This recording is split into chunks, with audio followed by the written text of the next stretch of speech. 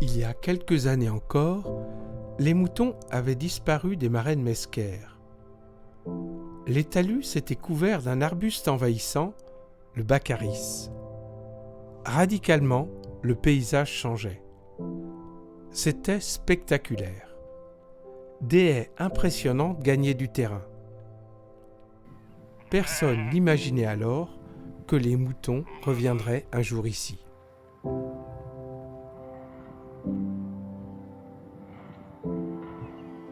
Pour Maurice Brosseau, être éleveur n'était pas un métier comme un autre.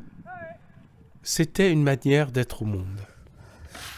Une vie commençait très tôt, au milieu des bêtes, dans une ferme où l'on faisait un peu de tout, et particulièrement du mouton. C'était un métier qui a pris 80% de mon existence. Si tu n'es pas passionné par ce métier-là, c'est un métier qu'il ne faut pas faire. On ne le fait pas au départ par de l'argent.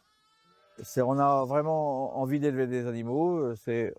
On aime la nature, on aime le travail qu'on va faire dans notre métier.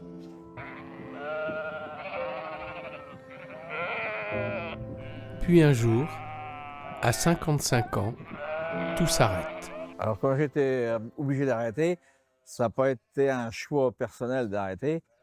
Et donc là, effectivement, c'était pas aussi simple que ça, dans la mesure où j'ai perdu toute mon identité de paysan.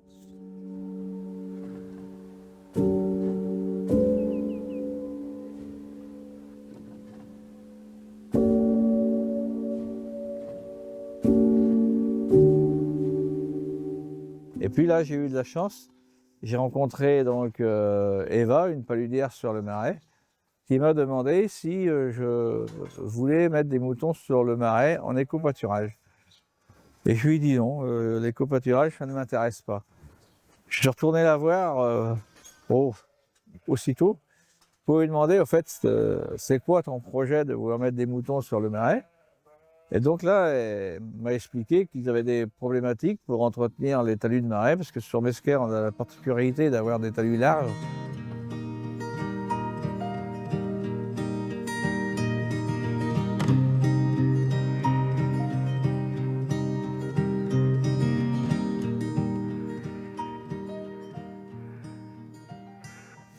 Je suis un paysan sans terre.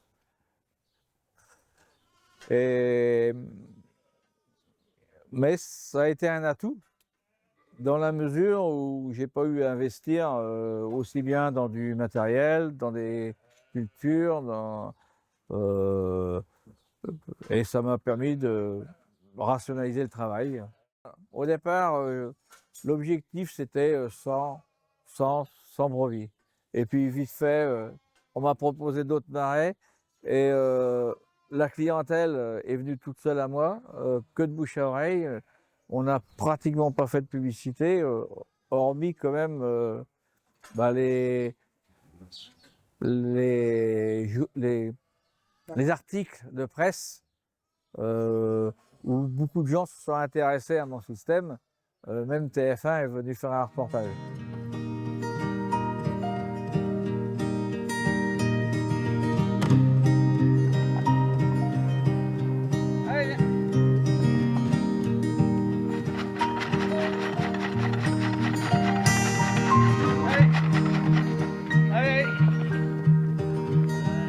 L'objectif, c'était de faire un demi-SMIG. Et au fait, compte, ça s'est transformé par un salaire correct sur une petite exploitation, puisque 200 brebis aujourd'hui, c'est vraiment pas beaucoup, quoi. J'ai pas eu besoin d'aller à la banque chercher des sous. Ça change déjà tout. Et puis, tu te lèves le matin, tu n'as pas de pression financière sur le dos. Et ça, c'est un bien-être énorme. Pas d'endettement, c'est génial pour finir une carrière de paysan.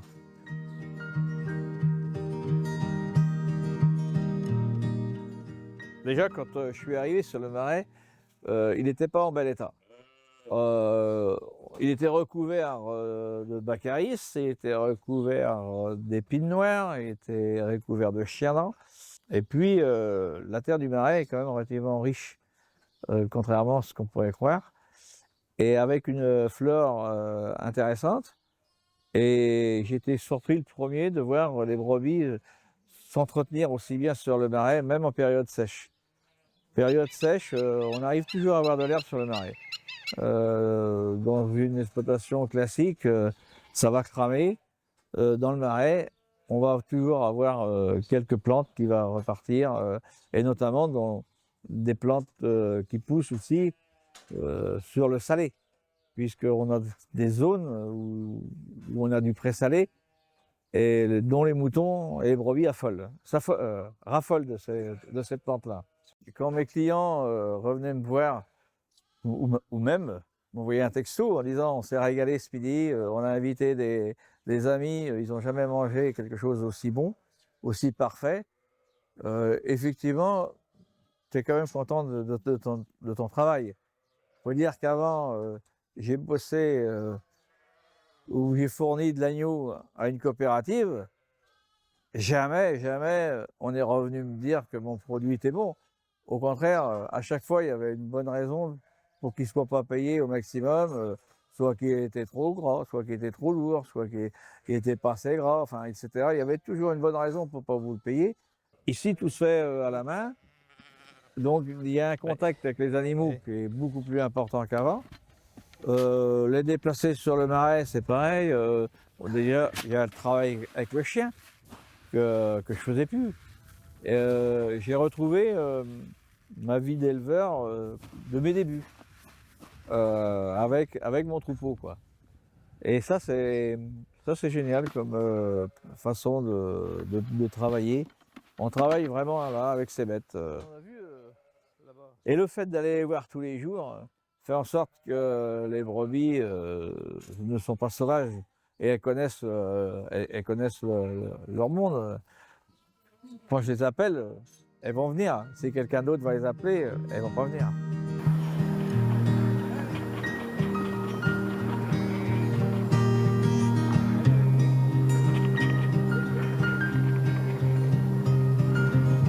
Bon, j'ai décidé de prendre ma retraite parce qu'à un moment donné, il faut savoir s'arrêter. Et puis, je suis pas seul dans la vie. Donc, j'ai une femme qui m'a toujours accompagné dans tous mes projets depuis le début, qui n'était pas issue de l'agriculture, mais qui a toujours été là à mes côtés, qui aimerait bien qu'on sorte un peu plus, qu'on voyage. Donc, faut pas penser toujours qu'à soi. Donc, c'est ce qui m'a quand même décidé un peu d'arrêter. Et puis, il y a un autre élément, c'est que j'ai trouvé la personne compétente pour reprendre l'exploitation.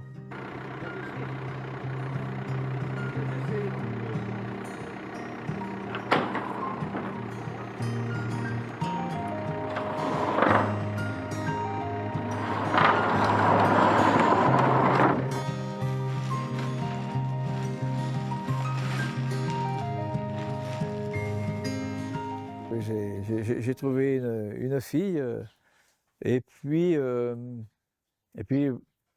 il y a la relation qu'on sent qui va bien se passer. C'est c'est important. D'autant plus que je vais rester habiter sur place. Donc, si ça se passe mal, c'est la guerre. Alors que si ça se passe bien, je peux encore rentrer en bergerie. Je peux, à la limite, s'il a besoin, lui donner un coup de main, mais sans pourtant prendre de directive. Mais un conseil, si on me le demande, je suis là, quoi.